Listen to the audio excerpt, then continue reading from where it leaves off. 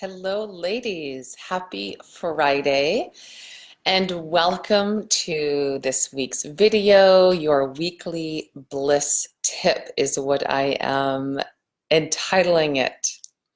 So I am really excited to dive into today's topic because it came about. I was inspired to do this because of a post that I shared a couple of weeks ago now, and some questions I've been getting from a few of you, which is this whole concept of, making that shift of comparing yourself to where you think you should be, comparing yourself to where others are, and making that shift from I want what she's having to I want what I'm having. And a couple of you have been sharing that there's still that you still have resistance to this, and you're wondering how you can more fully integrate this into your life. And so I want to start, and the fact is there is a formula, and I'm going to share it with you today. But I want to start with just saying that first things first, know that this is not a destination to arrive at, but more a way of being and a way of life to practice. And when practiced enough, it has the potential to become your new baseline, your new set point. So what I'm going to share with you is exactly what is going to create that possibility for you. So step one of the formula is, when people ask me, how do you integrate this into your life? How did you get there? How long did it take? And what do you do when resistance is there? It doesn't feel possible to just flip the switch and all of a sudden want what I have. This is step one, is, like I said, it's not a destination. It's a way of life. It's a way of being that you practice. The first step is you just decide that this is going to be your North Star. Not because you can do it, not because you can master it, not that you can all of a sudden turn around overnight and voila, you're there. But decide that this is going to be your North Star because you know that thinking anything else does not serve you in the slightest, because you cannot compare, judge, or make wrong or shame your way into more love, into more joy, into more happiness, into more freedom, into more peace. The way you relate to yourself and the lens through which you're perceiving your life now is the one that you will transpose onto whatever future you're running towards. So as long as you can't be with what is and find what is lovable and what is amazing and what is worthy of celebration about it, you're not going to be available for more of that. More that is lovable and worthy of celebration and amazing. More of what you want, essentially. Whenever you're in resistance to what is, you're depriving yourself of the very thing that you're craving. So this decision to make it your North Star just comes from the recognition, just the wake up and the reckoning that the feeling of not having will only create more of the experience of not having. When you focus on being without, you're in lack, and you will simply be ordering more lack and more being without. As long as you're continuing to think it's not, it's there in her life, it's not here, you will create more of it's not here yet. So this decision, you just are constantly reinforcing that decision, knowing that when you're desperate for something, you will chase it away. Versus when you get busy looking for where the essence of what you want is already here, and you make it your top priority to be in the present moment of just joy for your life exactly as it is, this is the super tractor that will really like amplify your capacity to allow more of what you want in. So it really just comes down to deciding this is going to be your North Star, because you're no longer going to live with this deep rejection of yourself and your life because it's not living up to a certain ideal you have and that you are projecting onto others. So that is step one of the formula I'm sharing with you today. Now, I have 3, and I'm sure I could add a lot more, but for the purpose of this week's weekly bliss tip, that is step 1 of 3. Part 2 of the formula is to really be surrendered, be open, and be available for the grace that's in the grit. Be willing to mind for the gold in the darkness, in other words. Now, you've heard me talk a lot about this, so this may be review, and yet much of what I share is such timeless wisdom that it's like the kind of stuff that we can't be reminded of too much. So I am going to take that gamble that this will be a very healthful, inspiring review if you have heard all of this before. So it's just to know that if something, the way we surrender to the grace and the grit, or surrender to our attachment to what we believe we should be, and we open up to the grace and the gold that's hiding maybe in the grit and the darkness, is to recognize that if there is something that you want to change, that there's something you want to be different in your life that hasn't shifted out yet, it's simply because there is still a lesson, there is still an opportunity for learning, growth, and evolution that has not been fully received and integrated. This screen is a little bright.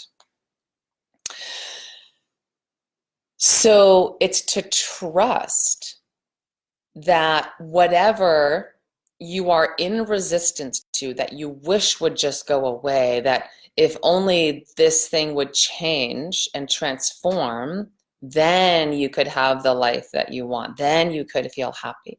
That very thing that you are in resistance to and maybe resenting and are assuming is inferior or wrong or bad, there is medicine right there, exactly where you are, that has yet to be received. So the way to alchemize that, to extract that, is to ask yourself, what does my life look like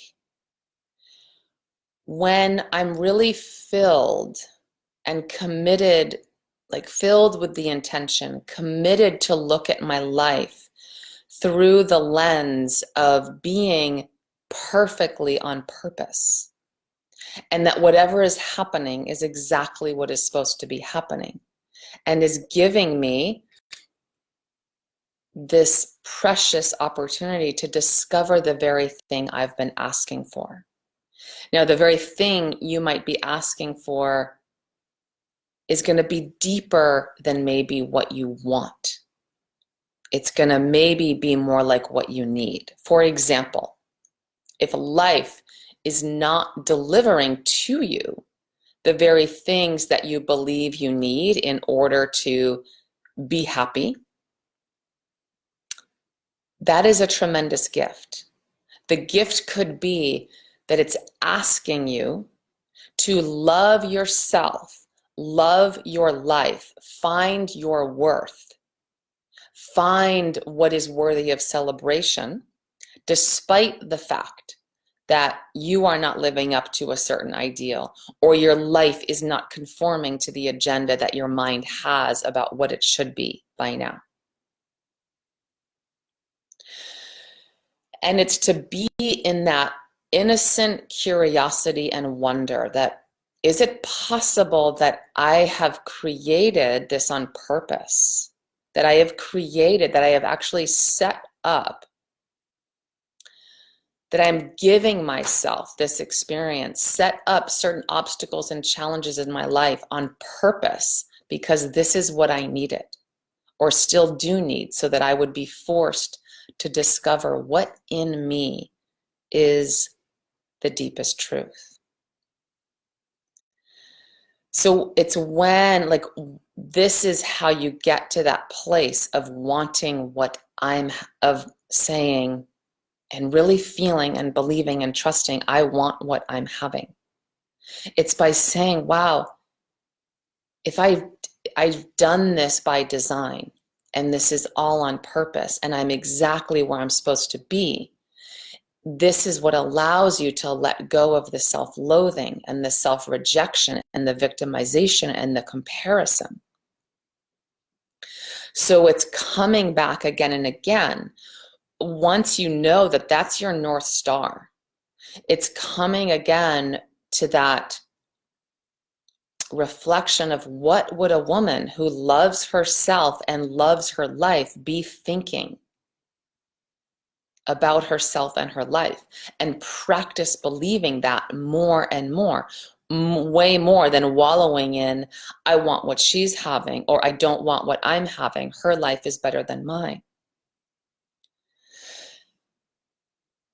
So that is step 2 of my formula. Step 3 is,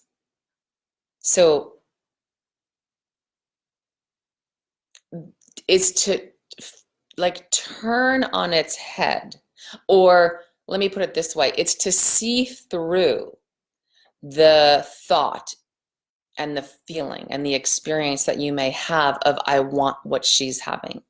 Seeing through this means that you recognize that when you're saying this, when you're thinking this to yourself, when that is your inner experience you might be silently ruminating about as you're scrolling through social media or out with friends, or, socializing, witnessing others live the life that you want to be living, or aspects of it.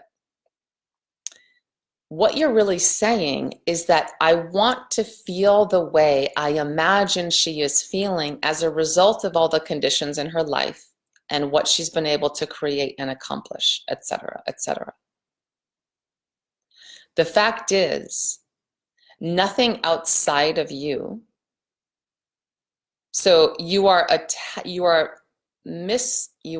falsely attaching the positive emotion you're craving to the conditions of this person's life. For example, that's just the concept. The fact is, nothing outside of you can give you a feeling that you're not already allowing yourself to feel, and that you're not already generating from the inside of you first. Because the outside can only, feelings cannot be delivered to you from any external object or person or thing or experience or event. The outside can only reflect more of what you are already emanating and accessing and tapped into.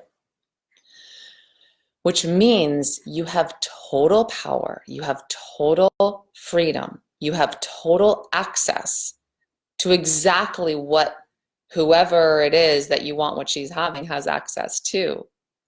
However you want to feel, by asking and identifying,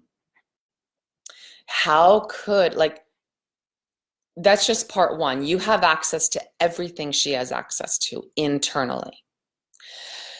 Part 2, knowing that and knowing what your North Star is and what your life is, how on purpose and perfect and tailor-made for you it is, then the final step when resistance comes up is to keep digging deeper and find out until you get there, how could this be, this experience, this circumstance that I am resisting, that I'm wanting to get away from, that I'm not wanting, be experienced positively? How is my higher self seeing this? What must I believe about this circumstance in order to feel amazing and in celebration of my life right now, just as it is? That is your work to do. So the way that you alchemize this and get back to that place of wanting what you're having is to know that you can go straight to the feeling you imagine you will feel when you have everything you want, because that's what you're after anyways. It's why you want all those things that you're seeing maybe everyone else have. So voila, there is a formula to this sort of mysterious, elusive, and somewhat, what's the word? Persistent habit that we women can fall into. So I was really excited to share this with you because this is pretty much foolproof. As long as you practice this, you will see results. You will turn this around. Have patience with yourself, have compassion with yourself, because there's a lot of momentum behind these triggers of jealousy and envy and comparison and I want what she's having. But practice these 3 steps of this formula. Practice one of them like your life depends on it until you master it. Practice all 3 of them a little bit at a time, however you want to go after it. These are available to you and they work. So it's been a pleasure being with you. Happy Friday. Thank you, ladies, all you beautiful ladies, for joining me. And happy Valentine's Day. Yes. So I'm so delighted to have you join me. Listen back if you came in partway through. Catch the replay. Circle back with any questions or challenges. And have an amazing weekend practicing wanting exactly what you have right now. Bye for now. Ciao.